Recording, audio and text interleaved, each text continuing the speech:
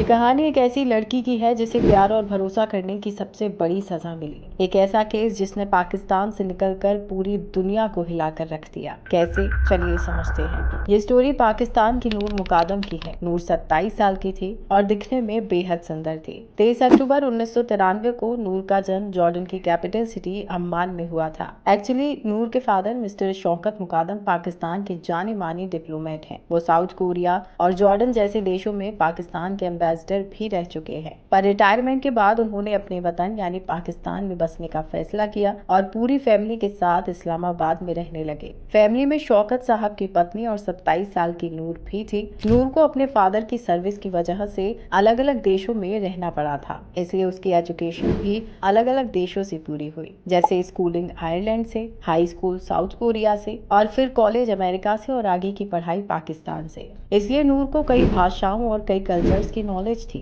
She was a deep thinker. वो किसी भी टॉपिक को एकदम गहराई से समझती थी, इसलिए करंट पास्ट प्रेजेंट जितने भी टॉपिक्स होते थे उनके बारे में नूर को अच्छी नॉलेज हुआ करती थी। इसके अलावा उसे बुक्स पढ़ने का भी बहुत शौक था और सही को सही कहना उसकी आदत थी। मतलब वो ऐसी नहीं थी कि किसी ने कह दिया कि ये होगा तो ठीक है यही होगा, बल्कि नूर अपने लिए स्टैंड लेना जानती थी। अब बड़े बड़े घरों में ना बड़ी बड़ी पार्टियां भी बहुत होती हैं, जिनमें इनके रिलेटिव्स, दोस्त सबको इनवाइट किया जाता है। तो शौकत साहब को भी 2018 में एक ऐसी ही पार्टी में इनवाइट किया गया, जहां वो अपनी वाइफ और नूर के साथ पहुंचे थे। इस पार्टी में नूर की मुलाकात होती है जहीर जाकिर जफर से। जहीर के फादर जाकिर जफर पाकिस्तान के जाने माने बिजनेसमैन हैं। जफर फैमिली पाकिस्तान की one of the richest families में से एक है, इसलिए जहीर के शौक, उसका गुस्सा, सब कुछ किसी बिगड़ैल बाप की बिगड़ी हुई औलाद जैसे थे। उसने अमेरिका से ग्रेजुएशन की और कुछ समय के लिए यूनाइटेड किंगडम में रहा, पर लास्ट कई सालों से वो पाकिस्तान में ही अपने पापा की कंपनी में सीईओ की पोस्ट पर था।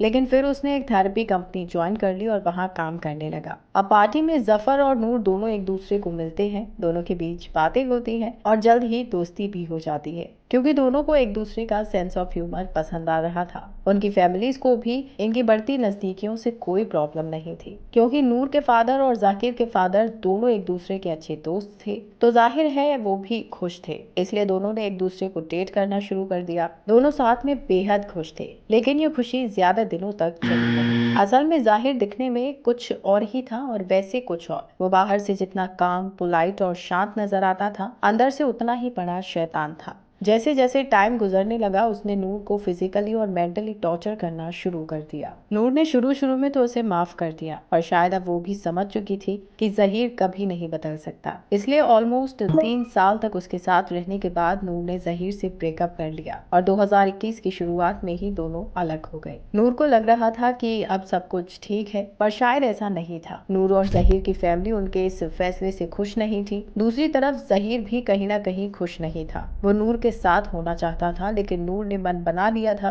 कि अब सब खत्म मतलब खत्म। यूं ही 2 से 3 महीने गुजर गए और 18 जुलाई 2021 का दिन आ गया। दिन के लगभग 1 बजे होंगे जब जहीर ने एक टैक्सी बुक की, क्योंकि वो अब यूके में सेटल होना चाहता था और रात को 3:50 पर उसकी फ्लाइट थी। अब जहीर ने सब कुछ छोड़कर यूके जाने का मन बना लिया था, तो उसने सोचा क्यों ना एक आखिरी बार नूर से मिल लिया जाए, उसे गुड बाय कह दिया जाए। तो उसने नूर को फोन करने शुरू कर दिए। नूर जो इस वक्त अपनी फैमिली के साथ ईद की तैयारियों में लगी हुई थी, जब जहीर उसे फोन करता है, बहुत ज्यादा गिड़गिड़ाता है, तो नूर भी उससे मिलने के लिए मान जाती है और रात को करीब 10 बजे उसके घर पहुंचती है। नूर ने अपने घर से निकलने से पहले कहा था कि वो किसी काम से बाहर जा रही है और थोड़ी देर में लौट आएगी, पर वो नहीं जानते थे कि ये लास्ट टाइम है जब वो नूर को अपनी आंखों के सामने यूं जिंदा देख रहे हैं। खैर, अब नूर 10 बजे के लगभग जहीर के घर पहुंचती है और यहाँ से अजीबोगरीब चीजें होनी शुरू हो जाती है। रात के करीब 1:30 पर जहीर टैक्सी वाले को बुलाता है और अपना सामान लेकर गाड़ी में बैठ जाता है। उसके साथ में इस वक्त नूर भी थी। दोनों कुछ दूर चले ही थे कि तभी जहीर ड्राइवर को गाड़ी घुमाने को कहता है और दोनों वापस जहीर के घर आ जाते हैं। दूसरी तरफ नूर के पेरेंट्स, जो 18 जुलाई को कुछ सामान लेने के लिए बाहर गए थे, वो 19 जुलाई को जब वापस लौटे तो देखा कि नूर अभी तक घर नहीं आई है। उन्होंने नूर को फोन किया, फोन रिंग तो हुआ लेकिन उठा नहीं। ऐसा कई बार हुआ, इसलिए उन्होंने नूर को मैसेजेस किए, पर किसी का कोई जवाब नहीं आया। देर रात को नूर खुद से अपने पेरेंट्स को फोन करती है और कहती है कि वो फ्रेंड्स के साथ लाहौर जा रही है। अब ये काफी वियर्ड था, क्योंकि पहला तो नूर ईद की तैयारियां कर रही थी, तो वो किसी और के साथ लाहौर भला क्यों जाएगी। दूसरा, वो कभी भी ऐसे सडनली बिना बताए कहीं नहीं जाती थी। मतलब जो भी प्लान हुआ करता था वो सब कुछ अपने पेरेंट्स को पहले ही बताया करती थी, इसलिए उन्हें शक हुआ, पर उन्होंने फोन पर ओके बोलकर फोन काट दिया। और इसके बाद फिर से नूर को नॉन स्टॉप कॉल किए, लेकिन उसने फोन नहीं उठाया। ये देखकर वो घबराने लगे। दूसरी तरफ नूर को गए अभी 2 दिन हो चुके थे। वो 18 को घर से निकली थी और अब 20 जुलाई आ चुका था। 20 जुलाई को सुबह के लगभग 10 बजे नूर के फोन से